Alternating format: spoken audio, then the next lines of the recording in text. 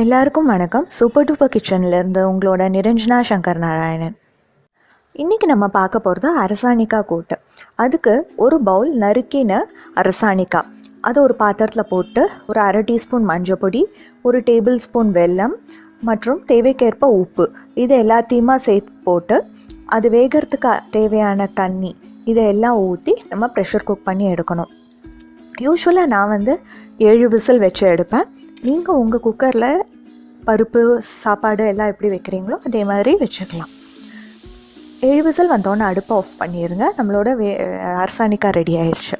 இப்போது ஒரு 1/4 மூடி தேங்காய், 3 பச்சை மிளகா இதை அரைக்கிறதுக்கு தேவையான கொஞ்சோண்டு தண்ணி ஊற்றி நல்லா நைஸாக அரைச்சி எடுத்துக்கோங்க. தேங்காய் விழுது ரெடி ஆயிடுச்சு. இப்போ ஒரு கடாயை ஹை ஃப்ளேமில் வச்சுட்டு கொஞ்சம் எண்ணெய் ஊற்றிக்கோங்க. இந்த ரெசிபிக்கு தேங்காய் எண்ணெய் ரொம்ப நல்லாயிருக்கும். தேங்காய் எண்ணெய் வாசம் பிடிக்காதவங்க வேறு எந்த எண்ணெய் வேணால் யூஸ் பண்ணிக்கலாம். கடுகு போட்டுட்டு நல்லா அதை சாட் பண்ணிட்டுருங்க, வதக்கிட்டுருங்க. அது நல்லா வெடித்த உடனே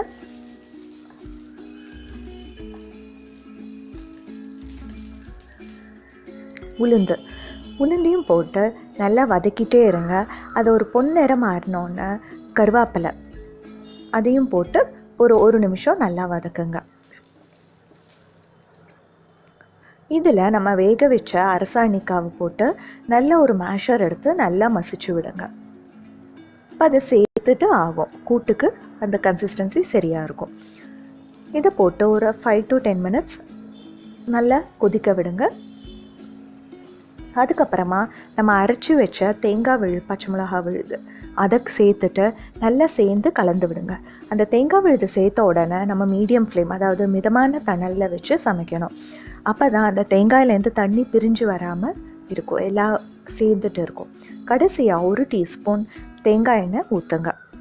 இந்த வாசம் பிடிக்காதவங்க அதை ஸ்கிப் பண்ணிக்கலாம். இப்போது நம்மளோட கூட்டு ரெடி ஆயிடுச்சு. நன்றி. மீண்டும் என்னோட ப்ளாகை எல்லாரும் விசிட் பண்ணுங்கள்.